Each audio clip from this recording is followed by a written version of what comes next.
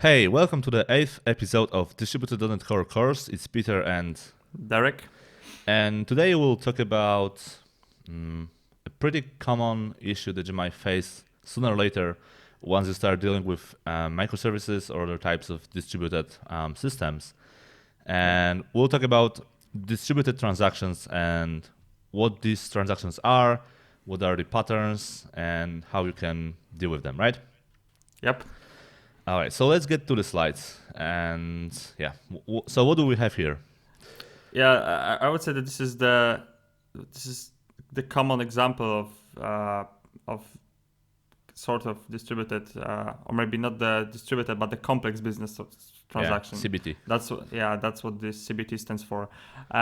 So this is very common example. So imagine that we have a customer and some sort of website that allows you to book whole vacations, and by vacations we mean the booking flight, hotel, and renting some car. So, in the I would say that basically the managing this sort of complex transactions or business transactions is not an issue when it comes to monolith applications, because your whole domain is kept in one service. So you can simply create some application service that's pretty much responsible for kicking off the next step on the particular domain objects or domain services, whatever you try to model this. So this is not an issue, but as you probably imagine, this is not an easy to model when it comes to microservices, because each of these steps would be probably put in the separate microservices, because one microservice would be responsible for the flights, another for the hotels, and the third would be responsible for managing renting cars or something more or less similar to this. So we have this complex business transaction, and of course, because this is transaction, this means that we can either fulfill or success each step, which means that the whole transaction is successful for the end user, or if on any step something is incorrect, so I don't know, we don't have a flight available, or we're out of cars or something, then we need to kind of do a rollback. So we need to roll back whole changes that we actually that we've done so far during this business transaction, to get back the state before our transaction started. So this is not an easy to do when it comes to microservices, and especially when you have everything done asynchronously. So I think that we should, we can start with the first thing, how we can actually deal with this. So I don't know, you want to talk about this two-phase commit? Okay, so I think it's the easiest solution. Yeah. So the 2PC, which stands for two-phase commit. So in two-phase commit, you do the following. So here is your user that wants to request the flight, the hotel, and cars. And somewhere here in your app, you'd have this thing called a coordinator, right? So this coordinator would be responsible to actually talk to the, let's say, other services, and then say, do you have flight in place? Do you have hotel? Do you have cars ready? If you do, then I want to request it, so that it will request, okay, request the flight for me, request the hotel for me, request the car for me, and it will log these resources, sort of a log in this particular services, right? So the coordinator would send a request. Is it available? Yes, this. Then log it for me. Then if it's available, or if the flights are available, log the hotels, log the cars. And of course, if there's one thing which is not available, then the coordinator would say, okay, so if I logged something, and this part is not available, then just unlock it, right? Release this resource. But if everything is fine, I want to just lock all of these three things, and then I can basically let my end user know that resources are here. He can book all of these three things. So he could send, this request, execute this two-phase commit, and then, I would just set these resources to be updated, and our end user would have all these three things, processed for him. Yeah, But yep. that's the on the next slide, I believe that you have right. yeah. So this is the first thing that can actually. So as Piotr said, the coordinator is responsible first for asking, totally fully synchronously. So he asks whether each of these resource is available, and of course there are two scenarios. The first is the scenario when at least one no comes from some service. So in this case, it could be like car service that says, no, I don't have any car available at this range of dates. And in this case, we need to unlock previously locked resources, because locking is not the same as booking in this case. So we would like to lock resources to exclude them from getting by others. So you can imagine that if we would create some sort of predicate in your database or ORM, or whatever you call this, so then you would create some predicate that excludes resources that are currently locked by other transaction. So of course, if we cannot fulfill this transaction, we simply need to unlock the resources. Yeah, and you can imagine the issues. What if the coordinator goes offline, and there are some locked resources that the coordinator didn't unlock? So you can imagine that there could be some potential issues simply with this locking and releasing. And what if one of the services goes down, or what if the coordinator goes down during this whole unlocking process? So it might work, but it's really not the best available option. Yeah. So only for these scenarios where everything goes smooth, it's fine. But once one of these apps goes down, or there's some trouble with unlocking resources, things might get a little bit messy. Yeah. All right. So in this case, we have this whole three yeses, and then we commit and actually book the resources. Yeah. So as you can see, just a brief summary, right? As you can see, very easy to understand, centralized, and the user gets the results sort of immediately.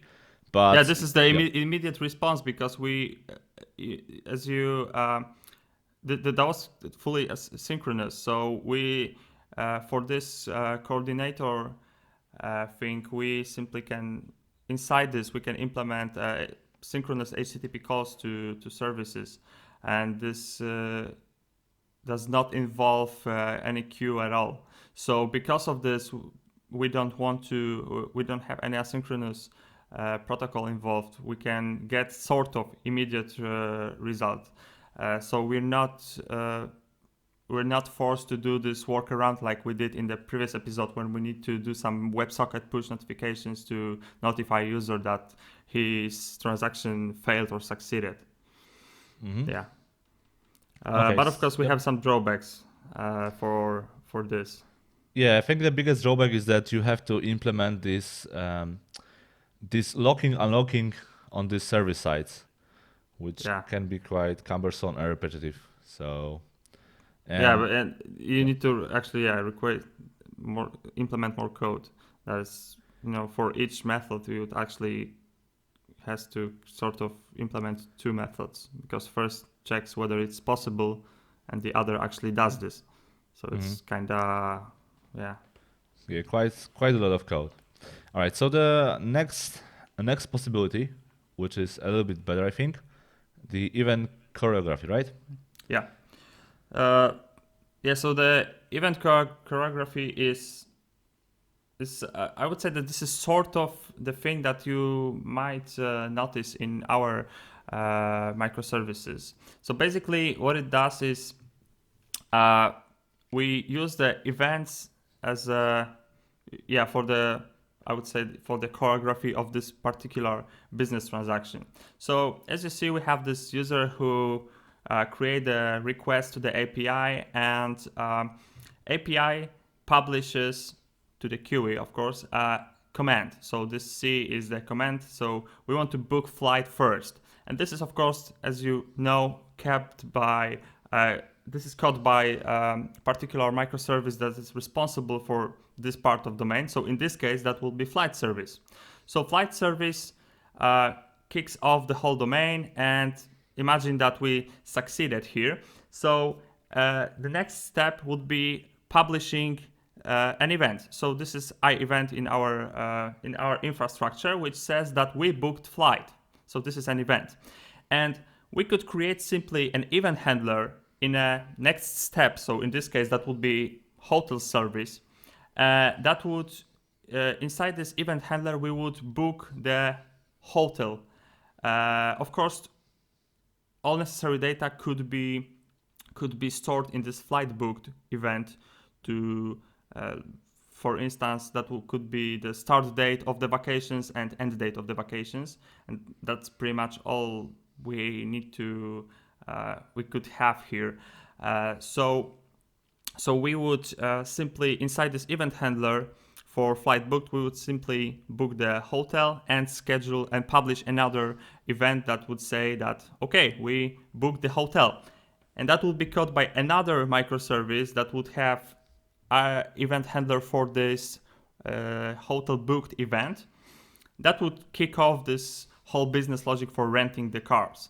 But the issue is that if on this last step we would fail, like in this case, so you already know that we have this rejected event, and we of course would publish this to the QA. And as I said, because this is sort of transaction, we need to roll back from to the state before we actually started this transaction. So we cannot leave this hotel and flight booked because we are not going to use it for this particular user. So this would, I would say, this force us to create another event handlers inside this flight service and hotel service for this particular event, so car rental rejected, and implement the whole logic responsible for canceling the flight and canceling the hotel. Yeah. So it's a lot of code, I would say, in this case. Yeah, but I think just besides the coding, I think that the worst part is that if you have a process which is not a simple use case, like we've had so far, for example, command event, right? Create product, update, create product created, and so on. Then all of the services that are different services they have their different boundaries. They do specific things. Now these services have to be aware there might be some ongoing process which is sort of a distributed transaction. And for example, flight service has to be aware that, all right, so if I book the flight, then maybe I should pass here some additional data because it might be used by hotel service. Yeah. And hotel service is aware that, okay, if flight was booked, then maybe then I need to send this event hotel booked, and maybe the car service will need the data from hotel book to reserve the car, and maybe the car service also data from flight book event. So that these services have to really be aware about these complex transactions that are, sort of cross-cutting transactions between different services. So that their domain knowledge is now not just about this service. They have to possess the knowledge what's going on, across all of the services that can be part of this transaction. So they have to possess the knowledge at first, and a second thing, they have to know how to deal with these rollbacks, which is even worse. So for the simple use case, one command, one event, that's the best scenario. Yeah. But once there are more, more steps, then really it's not the best way because. As I said, this knowledge about these processes is really besides of the scope of this particular domain. So that now all the services need to possess this whole knowledge. Yeah, I would say there's that two more disadvantages of this approach, very practical. So first thing is that this sort of choreography of this particular business transaction is really pain when it comes to actually following this business transaction. So you actually, as a developer, you need to know this system well to actually spot this transaction, because at first glance it's like, okay, so we have some events, maybe this is just for the data synchronization or something, and then it comes up that actually they, even though they are not bounded by the reference, they are kind of bounded by the series of the particular events that actually go through the whole transaction. So this is really tricky when it comes to actually understanding your system. How the system works itself, because this might not be that obvious. And another thing is the testing, which could be painful, because trying to test whether the whole transaction works, would involve a lot of services to be actually started, and would be really hard to track all these messages and check whether this sequence is correct or not. So yeah. So we can show the summary, I think. Yeah, okay. So easy to understand, really no extra code in terms of having services that need to lock and unlock the resources, but the services now have to be aware the data that is sent within the messages. And of course, it's a much better fit for our asynchronous event-driven architecture because it's based on an async protocol. But again, we don't really have any centralized management. So, as I said before, the knowledge of this particular distributed business process has to, like all of these services and that take part in this business process, need to be aware at least somehow part of it, what's going on. That this event, this command is not just a command that stops here, but this is just an ongoing process. And as we said, it may cause some spaghetti dependencies, and it might be hard to follow if you have a lot of steps. Yes. Okay, so this is what we did in the last episode. So we will not focus on this one. But again, imagine that we have our flight service, we have the API, and how can we let the end user know what's going on? So as we shown in the 7th episode, the last one, we are using our operation service that sends the operation updated message, and the similar service that uses WebSockets to notify the end user about his operation status. But it could be an email. It really depends what you're trying to do. Probably in a booking system, you would just send an email that everything was fine. Yeah. Okay, and now let's go to the final thing. So the third option that we are going to use. And we're going to talk about Saga or process managers, because these two concepts have been really used interchangeably, and like they've been mixed up. And the Saga is actually quite an old concept. It originated somewhere in 80s, published as a paper university, and then people started using the Saga word because it sounds more sexy, even though they're using process managers. So but it's good to distinguish this, and I think that for the rest of this video we'll use the term Saga, but just keep in mind that we'll use kind of mixing of both two approaches, right? We'll use Saga, but it can be both, but we'll just keep the term Saga. As you said, more sexy. So basically I think that we should the process manager itself, the name itself is pretty straightforward and is really self-explained. So basically process manager is responsible for managing the process, right? And the Saga is kind of more mysterious, but originally Saga was nothing more but the mechanism for compensating the failures, and that's the only job that Saga was supposed to do. And knowing this, two things, we can spot some differences between them.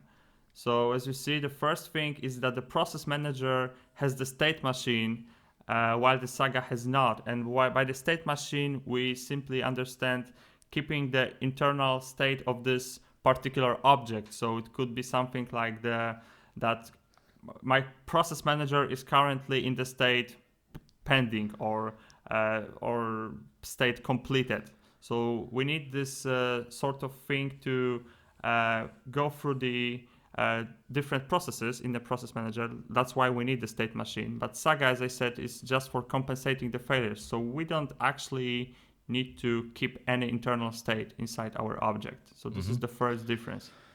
Yeah. Yeah, and having this state machine, it also means that you might be able to persist the data, and the data could be pretty much anything. You could define a class, and the class could have some properties like maybe operation 1 completed or user created error, whatever makes sense for your process, so that you can keep it in some database, update the data, and based on this internal data, you can go and proceed with the next step of your process manager. While the Saga is more like a router that is aware of the incoming messages, and it has this knowledge. So if the message comes, then I can either, for example, send another message to another service that can handle this message based on the previous message. For example, if the flight book event comes to my Saga, then I can just fire off and publish book a hotel command, right? And this could be sort of this router that can, that will react to our messages and can fire off another messages, and that will also react to the messages stating that something went wrong, like for example for our rejected events, and could start this global rollback. And so this is what I said basically. So that was designed for managing process, and the Saga is nothing more but the failure compensation mechanism. So basically this is responsible for doing this rollback when it comes to failure. We want to kind of undo our changes using some sort of message. So I think that we should talk about this Saga pattern, how would this look like when it comes to the example with the vacation. So of course everything starts with this user that creates the request, and we publish a command from the API, and once we book the flight, we publish this flight book event. So the same thing as we did in event choreography, but as you see, this one is subscribed not by the hotel service but by the Saga. Of course, not directly by the Saga, but some service that actually keeps this Saga, and this is kept and processed by Saga. So then what Saga does? We simply create and publish a command directly from the Saga, which says book hotel, and this is of course processed by the hotel service in this case. After a while, we sort of create an event that we book the hotel, and this is again kept not by the car service but by the Saga, because Saga knows how this process should look like. And after we get this event, we publish the last command, which is rent the car.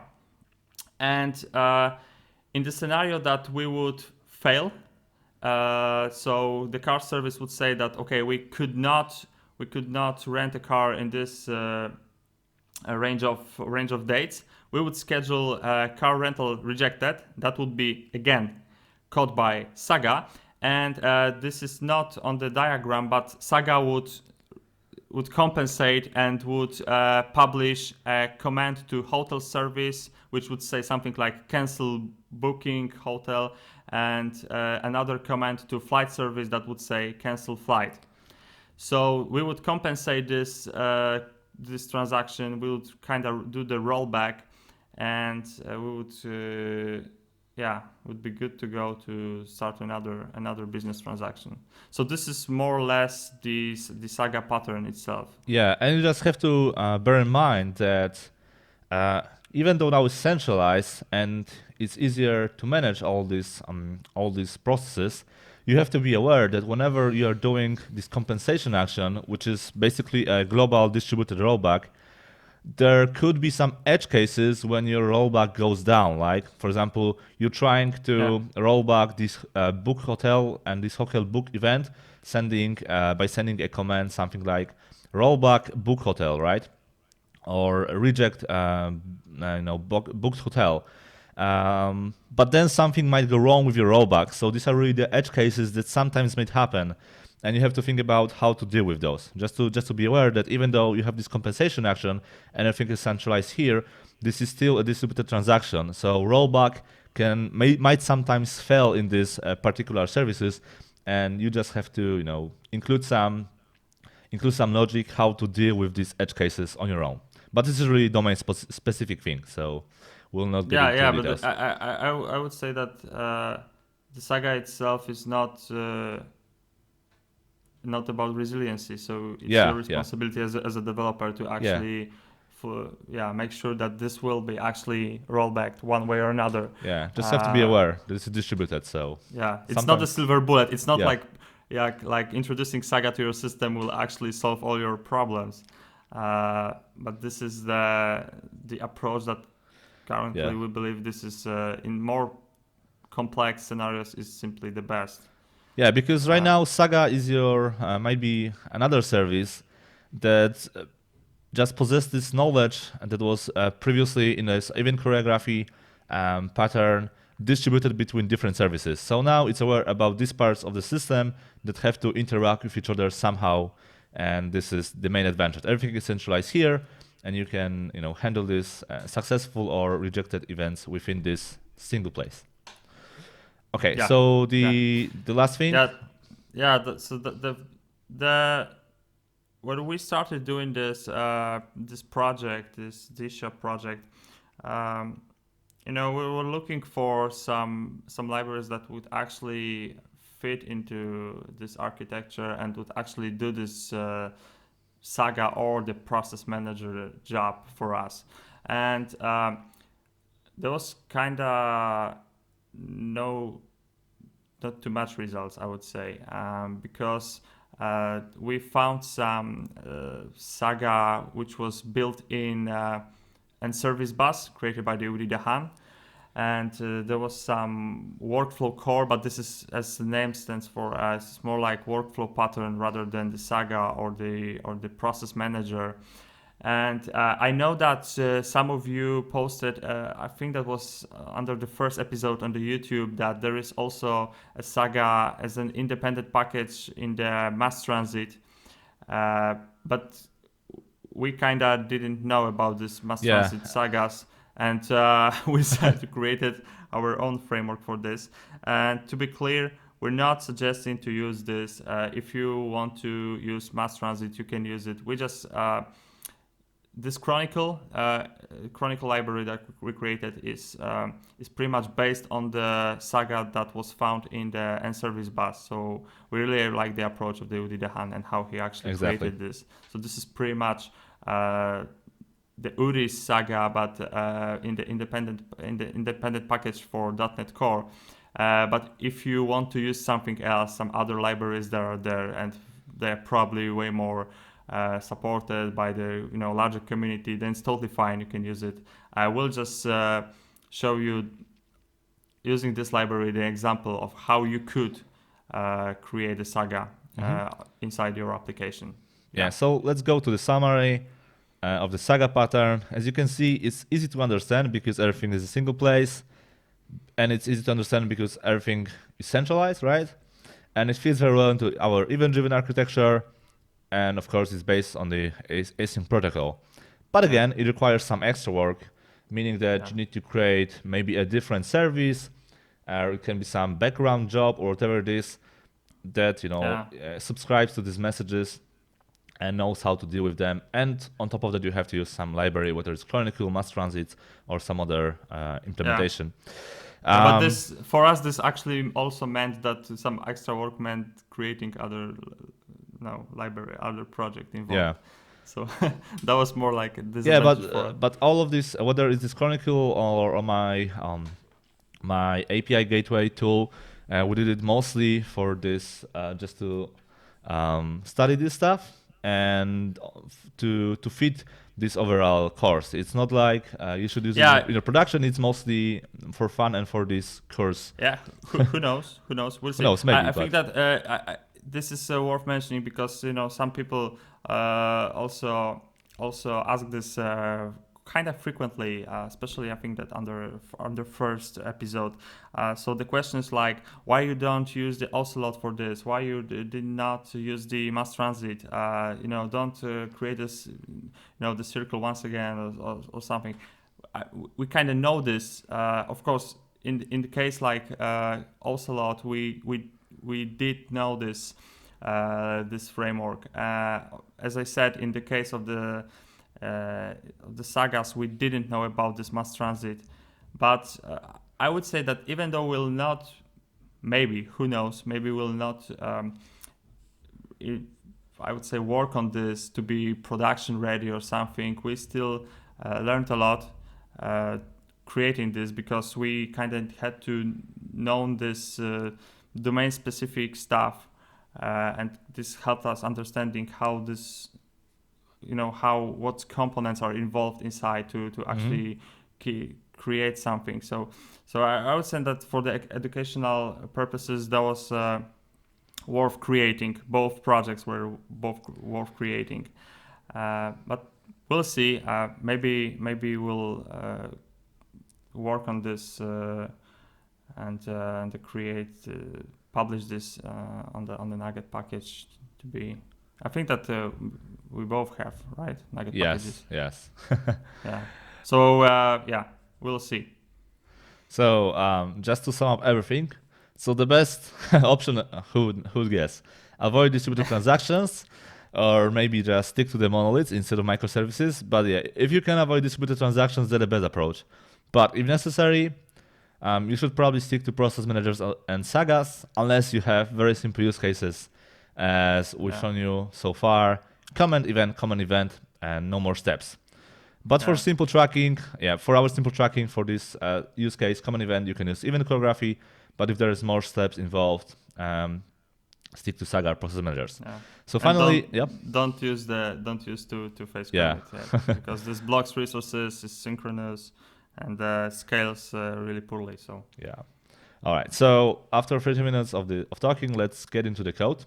That was that was something different. I mean, 30 minutes and no coding. So yes, nothing crashed. if you were all right, so we'll start with a very, very simple or maybe naive scenario. And let's imagine that here we have our create discount handler, and we would like our discount to somehow send a notification, maybe using the email, SMS, or some other solution. So we have two things, or we have two, at least for now, two ways to do it, to achieve it. So the first one is that when our discount service within this create discount handler publishes discount created event, we could go to our notification service, and we could here create a new message and add a handler for our discount created handler. And just like we have for our order created handler, within our notification service, we could add a discount created handler, and then simply send our email message. Oh, you have a new discount, okay? But let's imagine that we have a lot of types of notifications: discount, customer created, address updated, special super code, this promotion, and so on. So within our notification service, we would have to, for each new message, for each new notification type, we would have to create a message, right? Or pass some enums. And our notification service will have to be aware about these different things that are happening in different services and react to them by sending these email messages. So what we can do instead is, we could define here a command. Maybe let's do it, right? So maybe Yeah. let's create a new message for our notification service, and here I'll create a new directory, and let's call it comments.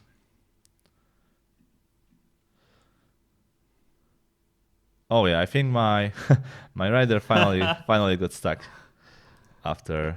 Yeah, so as This I said, period. we have 30 minutes of material with no crash. But Yeah, after 30 minutes, we actually started coding, so something had to. yeah.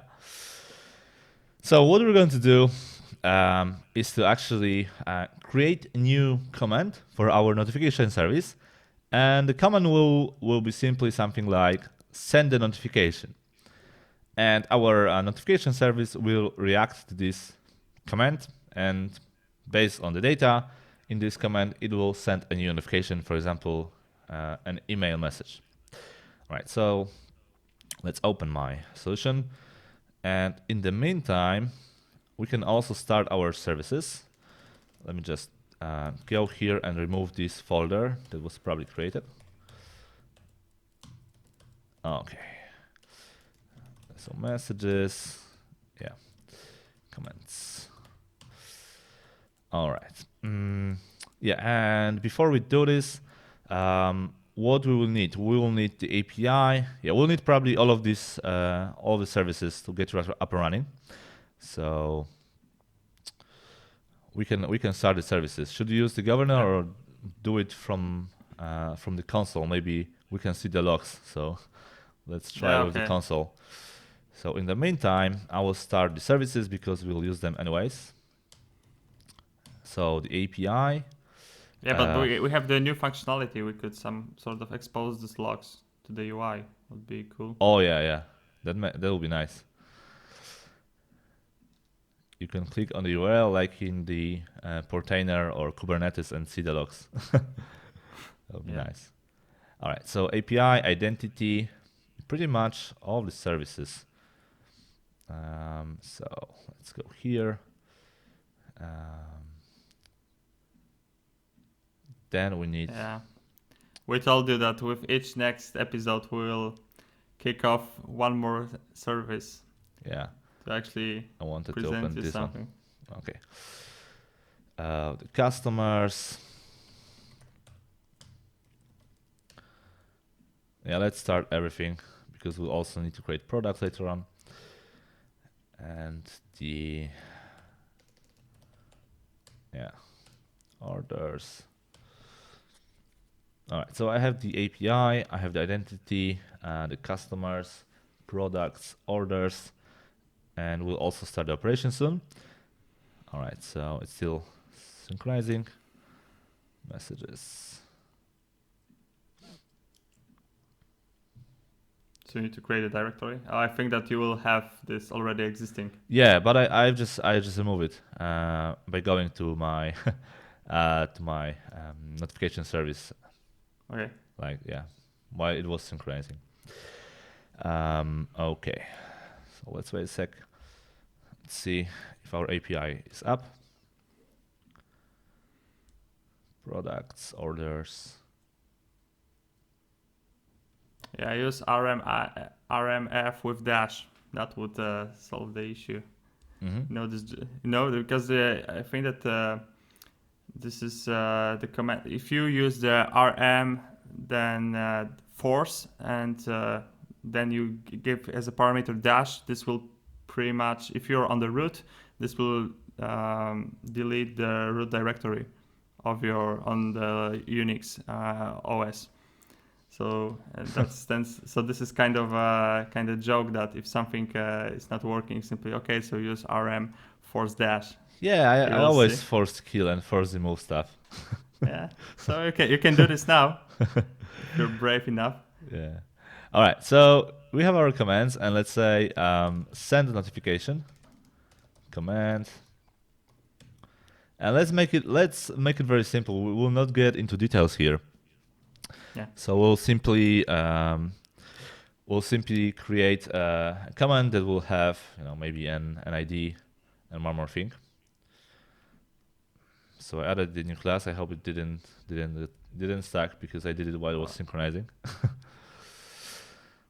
Okay. He did it while what's synchronized. Oh, okay. Yeah.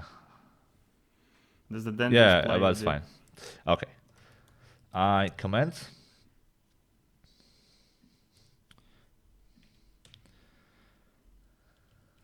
All right.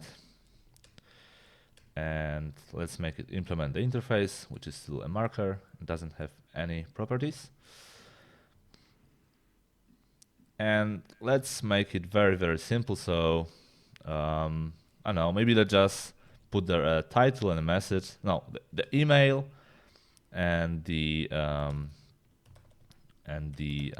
message, title and message, whatever. We'll not focus on this right now. Yeah. So let's do it like this. Message. And we can make, oh, let's even make it send maybe email notification. Will be more meaningful. Yeah. Okay. And we have our constructor. Come on. Torpy not working. Yeah. Oh, okay, it's working. Loaded. And remove the setters. Oh, correct. Okay. And the last one. All right. And then we would have here the handler. So new handler for send notification handler. Let's make it comment handler for our send email notification message.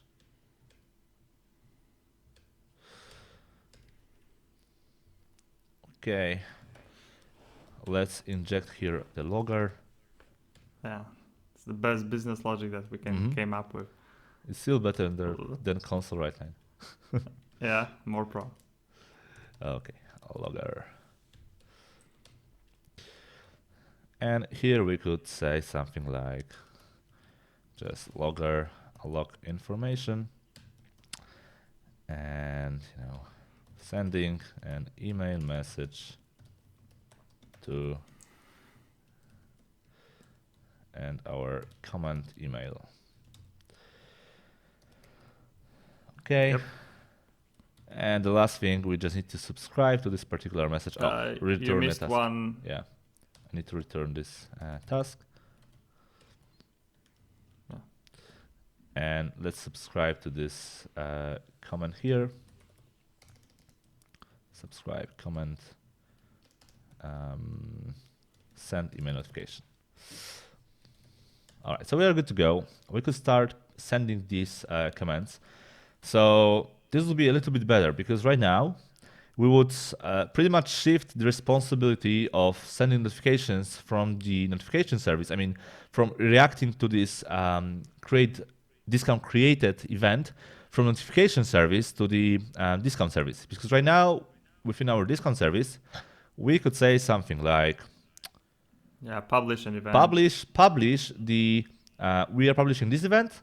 So now our notification service is not aware about this event, but here we'll have to say something like bus publisher send a sync and then new send email notification command. Okay. But we could do this. We could do this on. I think we could do this either by doing this. So we could publish a command from the microservice, in this case discount, saying this, send email notification, or publish like we did discount created and subscribe to event in the discounts. Yeah, but still, this, even for the simple scenario, either this notification service has to be aware about discount service or other services that want to, that should have these messages, notifications sent when something happens, or our discounts, orders, and other customer service, other services should be aware about notification service, and then start sending these comments, send notification for me, right? Yeah. So even for this, and that would be also kind of weird because you would have like commands for the discounts, like create discount or find discount. So the messages that you actually keep inside these discounts. And for some bizarre reason, you would have command like send email notification, and that would be kind of weird to to understand for the new guys why you actually keep something non-related to discounts inside your discounts microservice. So yeah, we don't want to mix this responsibility. So it would be this event choreography, and we would have these comments and events coming from different services within these distinct services that now has to be aware. I want to send an email for this discount created, or maybe I want to send an SMS and I want to update the user account or whatever it is. And why should we keep it here or here, right?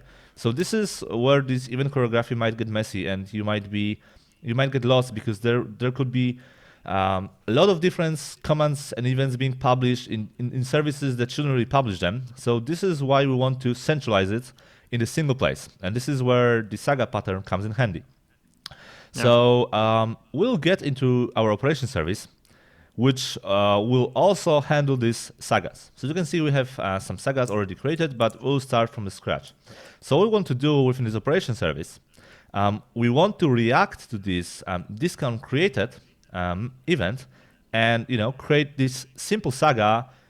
So if there is a discount created event coming, I want to handle it, and I want to send a command to this notification service and order him to send an email message.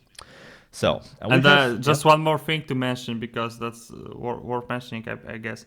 The reason we are putting the new saga and all the sagas inside the operations service is just because, as you know from the previous episode, operations service subscribe to all messages that we pretty much care about. So this is a natural place for us to keep the sagas, because we can simply subscribe to messages that we care about. So in this case, that will be something like the discount created, and we'll simply create the saga that will be responsible for processing this. Yeah. So that's why we keep this inside this service and not the another. But you could pretty much merge the operations signaler. You could basically just process all of these operations updates in a signaler service and just publish the data from it directly without sending operations to the bus and then handling this through the signaler and then sending the data through the WebSockets. You could have the signaler merge with operations and then create another service which is strictly for sagas. You could also do it this way. Yeah, this is typically the Saga is built on top of actor model. It's also really because of the actor specific lifetime and the way it works. So it's up to you. Yeah. So all right. So let's define our discount created event within our operation service, and let's get into this full definition. So right now we might actually need a few more properties from this event. So created. Let's get into our original event, which is defined in our discount service, which is here. I'll just take this data and put it here. And let's also add our message namespace, which is a routing key. So this is discounts. Okay, so now we are also subscribing to the discount created within our operation service, and now let's create a new saga. And we can just call it discount created saga, maybe. So let's create a discount created saga. And now what we need to do? So we can simply, derive from the saga, right? Yeah, you have two options. You have non-generic and generic. Or saga of T. Yeah. So if you need some data for processing this business transaction, you can create some class that will be some sort of data container, and you'll have an access within the whole Saga object to this data. So if you like to have some internal state, maybe you like to keep track of the code or some dates or some booleans, you could just say Saga of this state type, whatever the name is. This will allow you, and you will have this data property that is protected. Yeah, so maybe I'll keep it for now, and we can also show it how you could use it. But all right, so this is the first step, right?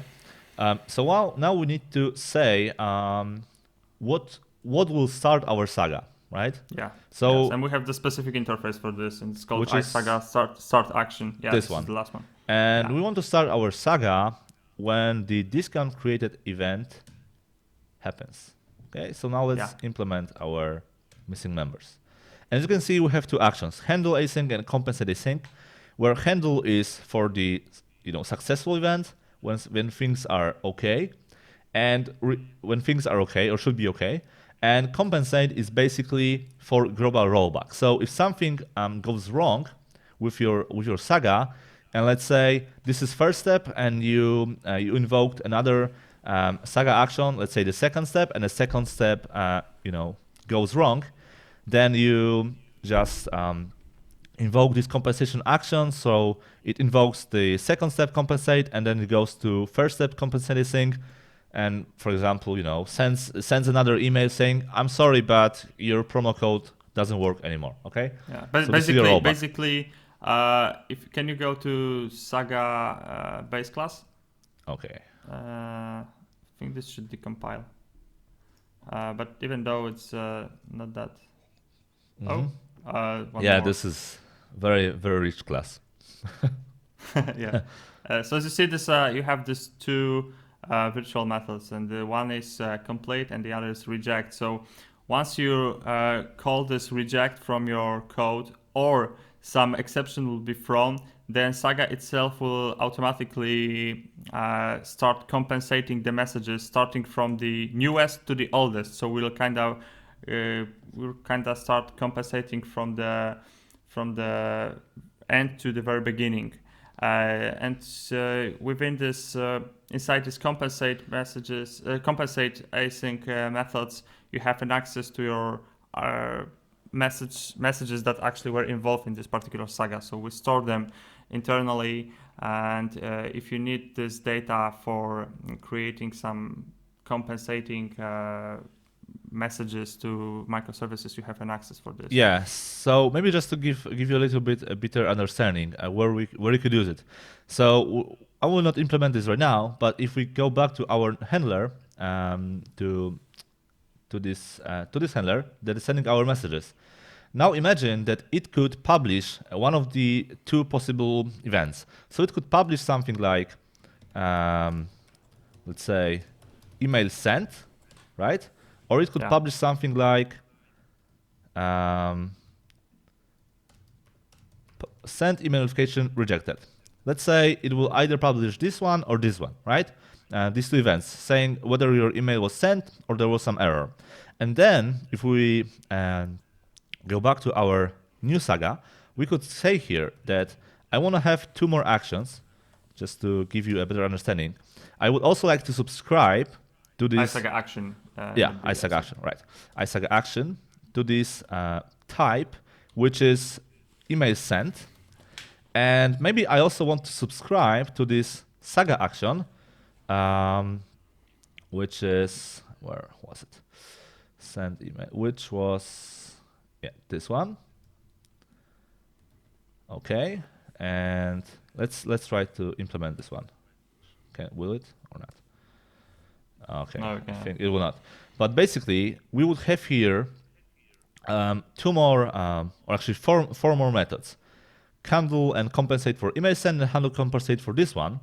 So you could imagine that within our, for example, handle async for this action, we would be aware that there was something wrong with sending an email, and we could just call compensate here, like this. All right, compensate async. So, all right, it will start this compensation action. And then we could, for example, within our discount created message, it would invoke this compensate async as one of its steps.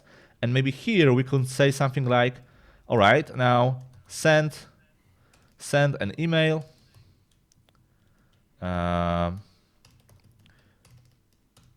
stating that discount no longer available, right? So you could think about it as some global rollback. This is how we could use this compensation and these global rollbacks. But for this scenario, we'll keep it very simple.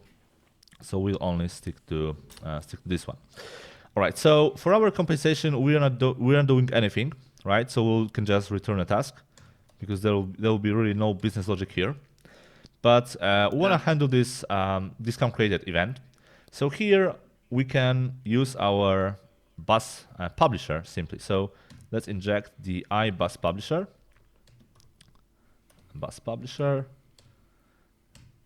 And let's just send the command. And we also need to define this command here, right? In our discount service, operation service, because right now it's a part of this Saga. So let's create a new directory for the notifications. Kinda afraid. Oh, it's already here. It's interesting. Let's see. Why am I not seeing this one? All right. So maybe there was just directory created without any data in it. Let's see. Yeah. Okay. Yeah, we have notifications here. Interesting. Okay, but it seems there is nothing here. All right, so yeah, let me just remove this one. Notifications. Yeah. And recreate it. Interesting, it was here. Okay. So notifications. And let's create a new directory for our comments. And let's define our send email notification comment. And let's just copy and paste the data. Here.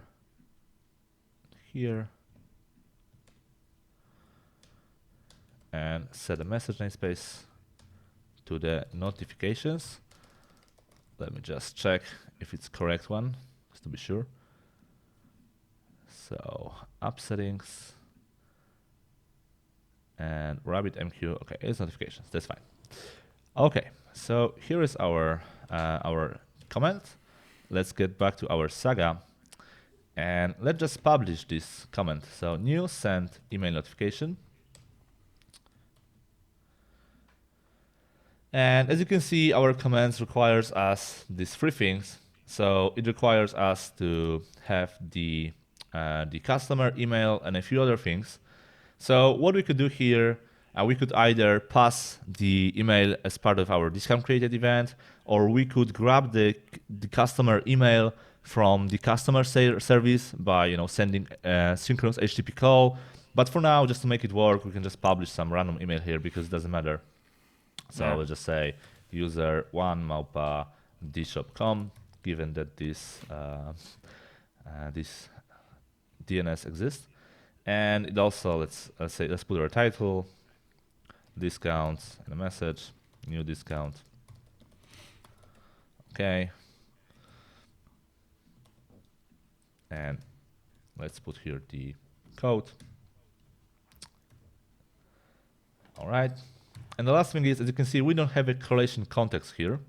We have the Saga context, which is different, right? Because we are not, we can't be tied to a particular interface or a particular bus. So the only thing we care about is the correlation ID and who created the request, right? But this is the most the important thing. So we don't have correlation context here, but because we don't need correlation context, we only need the correlation ID. We could either create the empty correlation context, or we could create a new correlation context only with this correlation ID, right? So this is just an implementation detail.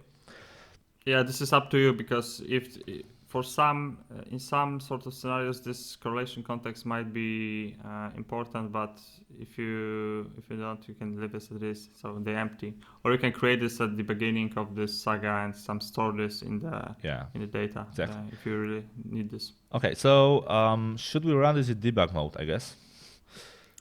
So yep. All right, so let's run in the debug mode our discount created, the operation service, and let's also start the discount service in the background.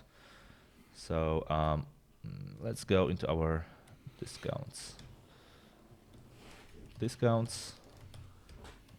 and let's invoke this script. So I think that you should also put a breakpoint in the event. Right. Subscribe correct. all events, because this is kind of important because we need to kind of know that the Saga. You mean here? yeah, I think that's Okay. that here is cool. I hope it will work after the latest updates to the code. Let's see. Hopefully, we'll see. Okay, so in the meantime, when we kick off this, I'll tell a few words about this because for now we need to kind of know that some message needs to be processed by a Saga that actually has corresponding Saga that can process it.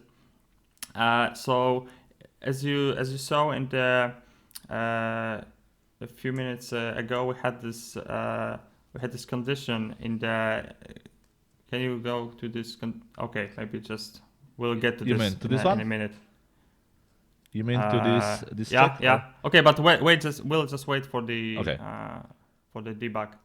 Yeah. So debug already started. I just want to create a new account for admin, just to make sure it works. Okay. And I also want to create a new account for my customer, and let's see if everything works. Oh, yeah. As you can see, I created the new account, so it's getting into our operation service, and of course, it didn't get in here. And if we take a look into this extension method, it's very simple. So what it does, it basically loads of all of the types which are assignable to iSaga. And if you're wondering, this is an extension coming from the Autofact library. So you would have to do it in a sort of revert way if you are not using any extension.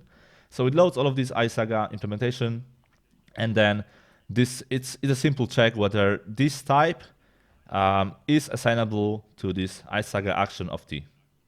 And this is how our service knows whether it's a part of the Saga or it's not. That's the whole magic. Yes. Okay.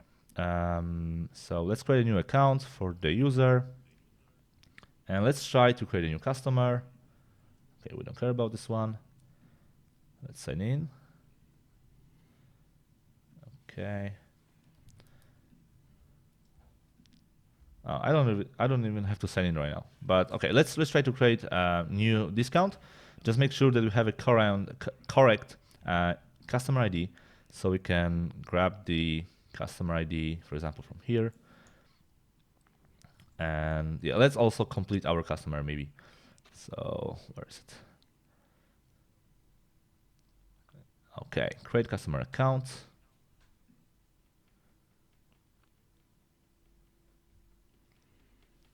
Yeah, this is our original customer ID.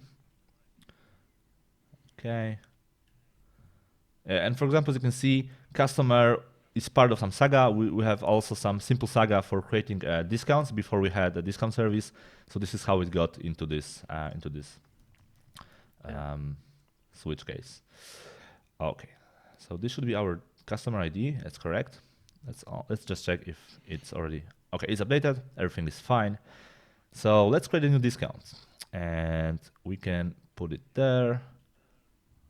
Let's make a send request. Okay. So we send a request. Now we have our event that is coming here, F5, and it got here. Oh. Okay. I was like, oh, it's not getting here. Yeah. All right, but it got here. That was kind of scary. Yeah. So but I think this is kind of worth mentioning about this processing, because as you see, we have this Saga context created here, and this is another very simple extension that simply from our collation context creates this Saga context. And as Piotr said, inside the Saga we really care pretty much about two things: so the originator and the ID. ID is crucial, but it's also worth mentioning, and you will see this in a couple minutes, because we have a message that, as you see in this part, is the part of some Saga. But of course, you can imagine that we would have, thousands of Sagas of the same type for different users. So we could create like thousands of Sagas for each discount generated by the user to actually perform these notifications. So we need to, besides the one thing, which is whether the particular message belongs to Saga or not, we need to also know which saga we want to process, because each of them could be in a different state or on different step of this particular business transactions. Because of course now we have like sort of two steps or one step, which is just, once we have the discount, we simply simply publish the notification command. But imagine that we have more steps involved in the business transaction, and for one user we could be currently on the step 1, while for the other we could be on the step 2 or 3 or whatever you could imagine. So besides the message type, we also need to get some sort of ID of this saga to know to get this and restore its internal state. So for this, by default, we use this correlation context. So if this is short-living transactions, we'll simply use this correlation context to distinguish between two or more sagas of the same type. But of course, if we have some long-living transactions, this will be something more tricky, and you will see this in a minute. Yeah. But okay, we have this code. Yeah, let me just check if our notification service is up and running. Oh, I think I need to start this one. Yeah. Okay. I forgot to start notification service, so let's just do it in the meantime. Yeah, but as you can see, our saga started. Yeah, can you just get back to this event handler? One more thing. To this one? To the generic event handler. This one. All right. Yeah. So as you see, the only thing that you need to pretty much, I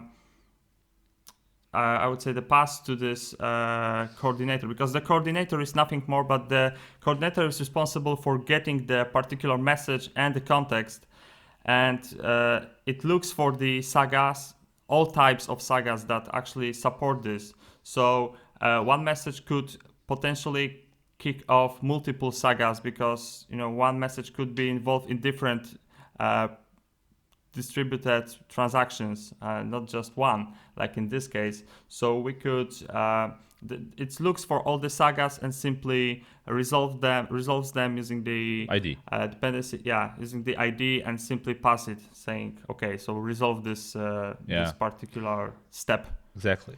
All right, so let's see. We have our new subscription to the email service, and let's just hit F5.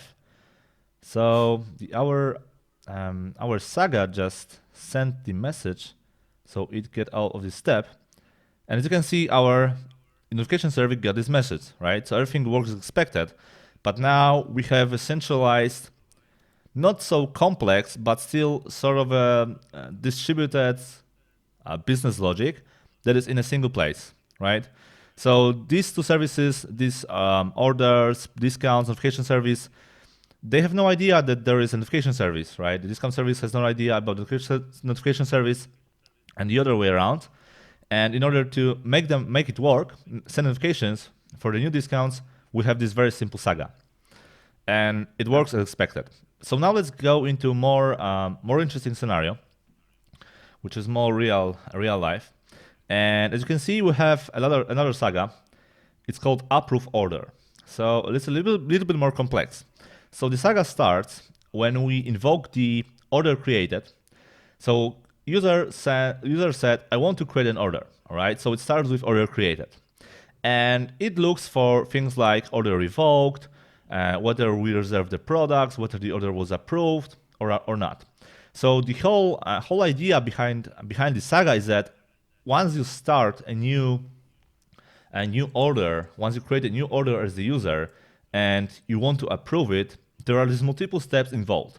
So the first one is, when I create an order and it was created successfully by the order created event, I want to reserve a product, right? So I will send this command, and this command will be handled by the product service, which is here.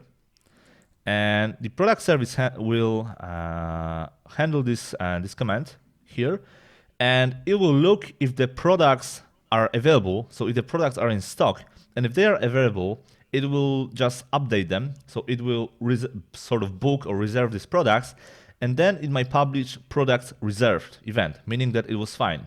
If it's not, then it might publish the reserved products rejected, right? So we are going to the another step. So if products were reserved successfully, then I could say approve order, right? So the order is approved, and now the products are booked, and the user can complete this order, right? Because the products are available for this order.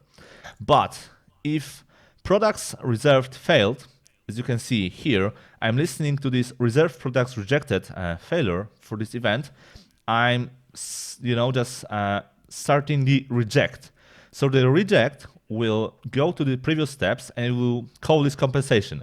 So for my products reserved message, it will fire off this compensated sync and will simply send a new command release products, which will be again handled by my product service, which is here, and it will just go through these products that were previously reserved, and it will update their quantity to the previous state. Right? As you can see, simple operation, set quantity, which is very simple and naive, and it will just fire off these products released. And if I get back to my Saga, you can see that I'm also subscribing to this product released event here. Am I? Oh, I don't. I think I don't. But I could subscribe to this event and then just handle this case if I wanted to. So you can see this Saga is quite more realistic, more steps involved. But here in the single place, you can look at your distributed transaction, what's going on, and all the steps that are involved with resolving your products. And as Darek said, we have this resolve ID here, right? Yeah. Basically, I'm not quite sure whether in this case that was actually required. Maybe not. Maybe yes. I'm not quite sure. But basically, the idea, as you probably imagine, because I said that by default we are resolving the Saga, particular Saga, using the correlation ID. And as you probably remember, we create new correlation context once we start the whole flow starting from the API gateway. So for scenarios like short-living transactions that we just send a request and some multiple steps happens in a chain, that would work because we would use still the same correlation context.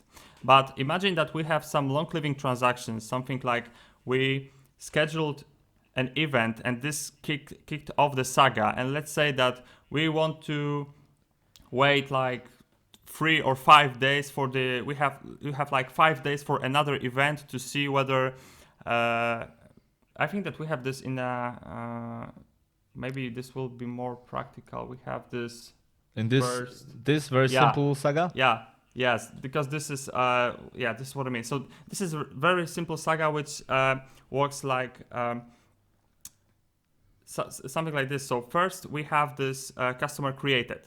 So the flow is, if we create a customer and within like 24 hours or something, this customer newly created will do the order, then he will get some discount. We'll generate for him a discount.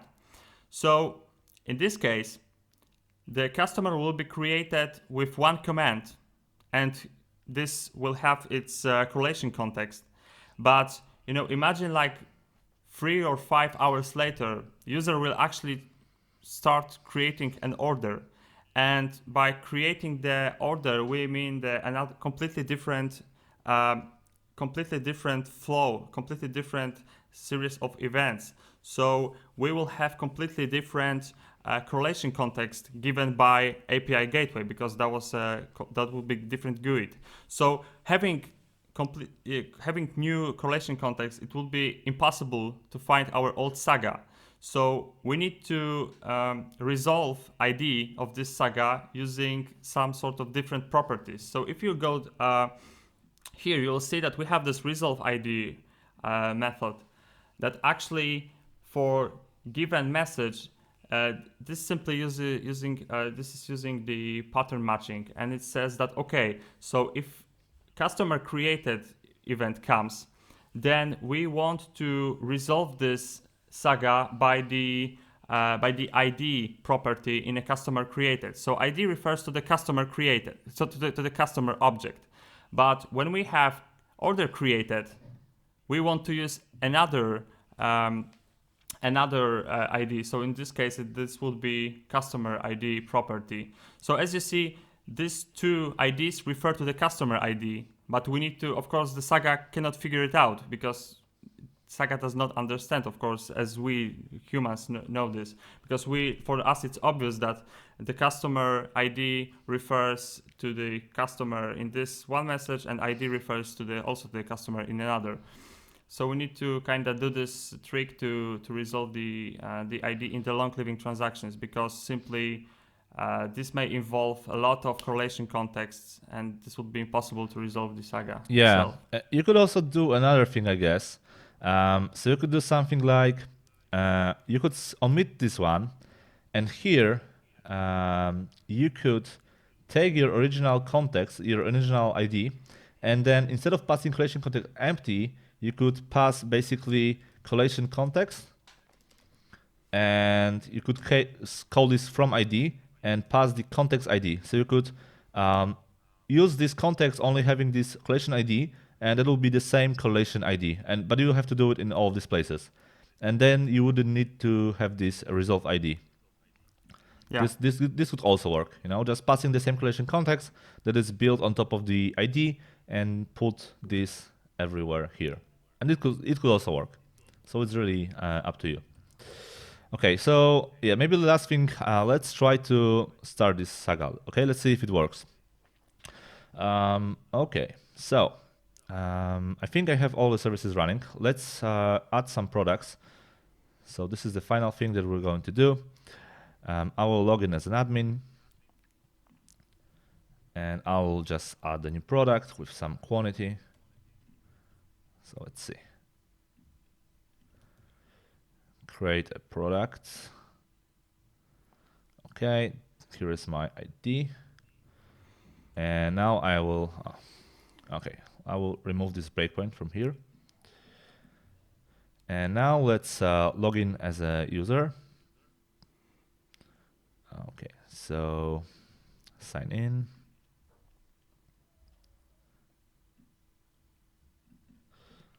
Oh, come on.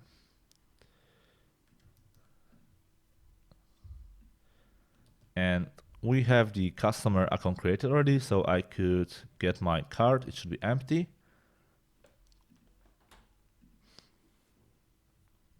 Okay, so the card is empty. I can get my products.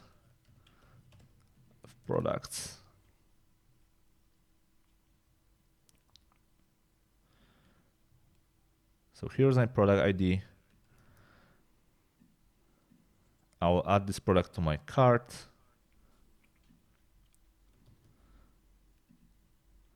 Okay, so my shopping cart should be updated.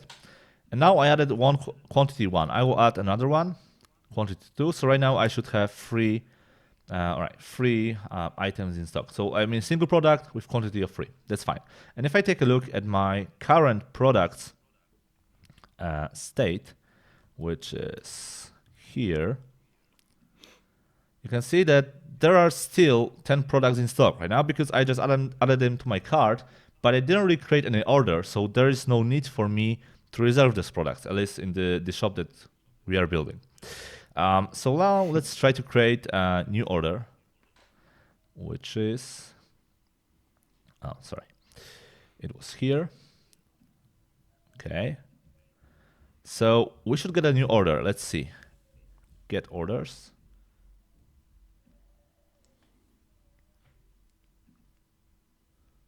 And we have new order in an approved state. So if I was to take a look at these logs, all right. So this notification service, it failed, of course, because I don't have my email account set up. But if I look at other services like orders and products, so you can see the product service published these products reserved, meaning that it was fine. It has 3 products available for now, so it can send this event, and these products will be reserved for my user. And if I get my products again, you will see that there are only 3 products in stock available right now. So my Saga process this correctly. And now I can do two things. I could either complete this order. So let's get into the orders. And I can either complete this one, or I can say, all right, I want to cancel my order. So I will send this and delete. All right, so my order should now change its state from approved to canceled. Okay, and if I take a look at my products again, it's 10 products again, right? So the products have been released. And so basically you kicked off this compensation. No, I kicked off the Saga for cancellation because for my approve order, if I was to kick off, for example, kick off this one, I would have to create an order. For example, let's say I have 5 products in my cart, another guy has 6 products, and now I cannot create an order because the guy who had 6 products create an order before me, and now there are only 4 products in stock, right? And I try to create an order for five products, so I would get into this point, and this is how the compensation would start. But if I'm the only guy and I said, okay, I want to cancel my order, here it is. Here is the cancel order Saga, which knows how to deal with this. So it knows that for my order canceled, I will just invoke this release products, and that's it. And my product service will handle this command and it will release the products. Okay, so I have shifted this responsibility from these particular services to this single place, which knows how to deal with all of these distributed processes. And this is the goal behind using Saga or process managers, and having this ability to keep the internal states, having this ability to define the global rollbacks via compensation actions, and so on. And this is pretty much it for this episode, I guess. Yeah, I think so. I think one more thing, if you're interested, some sort of self-promotion. If you can go to my GitHub, if you're interested in this different mechanisms of doing this distributed.NET, the distributed transactions, I have a demo for both two-phase commit and event choreography using this example with the vacations. So you can go through all different scenarios and see this one, right? Yeah. So using this one, you have the project and you have 2 endpoints in the API. One is using the coordinator, while another is using the this event choreography. So you can see the differences and what are advantages and disadvantages, and then you can go to the DShop and see the third option, which we're using. So the sagas and how this is actually structured. Yeah. So I think that's all. It was it's really one of these, I'm not sure the most complex, but pretty complex topics. So as you can see, I think much more fun than than the previous episode. And a little bit more complex things. But once you start dealing with this, it will feel natural, because this is just a way to keep your distributed transactions centralized in the single place, react to the particular messages, and then send another messages, and be aware how to deal with failures. So that's all. Yeah. Yep. Okay. So I think that we'll see you next week, and I don't know whether we did not came up with any specific topic for the next episode. We'll see. We'll see. More or less. Yeah. We're, as I said, as I wrote in a GitHub, we're very agile when it comes to episodes, and it's both surprise for you and for us. What's going to be the next one? Yeah. So we don't know it. Okay. So see you next episode, and bye.